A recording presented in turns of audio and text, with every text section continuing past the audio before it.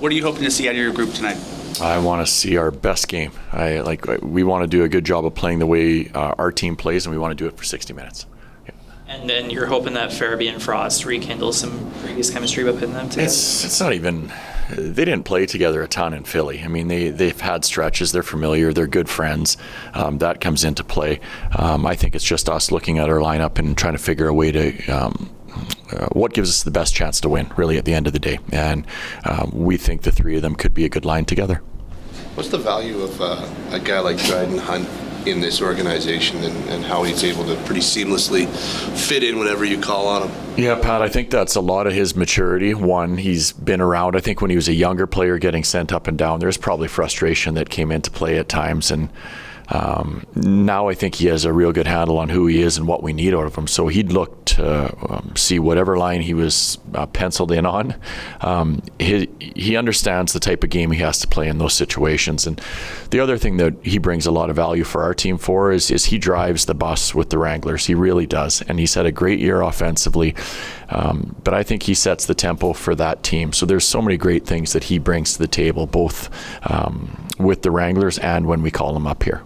In that case, like, how much of a role or how much credit would he deserve for helping all the guys who have been called up maybe before him get to this level? A lot, and I would put Bishop in that category as well. The one thing about the American League, if you have really good older players, guys that can, one, help your team win on the ice because they're more than capable of doing that, but they're really good people in understanding the importance of team.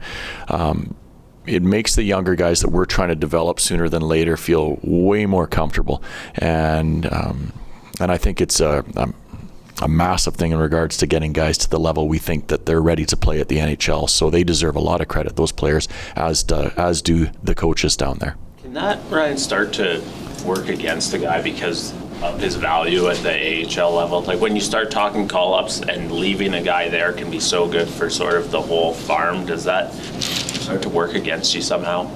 That's a good question. The way we are, whoever's playing the best and we think can help our team win, we're going to give that player a chance. So whether he's an older player or he's a younger player like we've called up before, whoever gives us the best chance is the player that we're going to look to. Now, I would say there are situations like a Brett Sutter, if you're thinking about years prior, you keep him in the fold because of what he does and how he drives culture as a player. So he might not be a guy that will get an opportunity up here like he wasn't getting one at the latter stages of his career. But I don't think Dryden's quite in that category. I remember you talking earlier this season about Matt Coronado was sent down and sort of what you learned in that capacity. And, now a few months later, you're putting him with your top two forwards and that top line perch. What's happened in his sort of development curve this season to put him in that spot? I think with the more games that he's played and the way that the roles that he's earned along the way, because he's deserved to be playing the minutes he's playing right now, I think he's gained a lot of belief in his ability at this level. And maybe at the beginning of the year, if we would have thrown him with guys like that to start with, maybe wouldn't have gone all that well. So he needed the time to kind of build his resume, I think, for himself at this level, and now he's there. So I think he fully understands that, yep, you're playing with two pretty good players, but if I have a chance to shoot the puck, I'm shooting the puck. So I'm not going to worry too much about him on that line right now. I think he's going to do a real good job.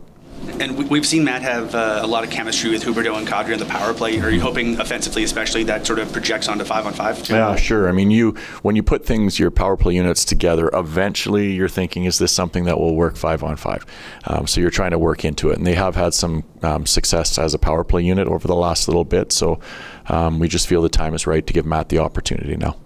What do you hope to see out of Solovyov in his opportunity with Rasmus Andersson?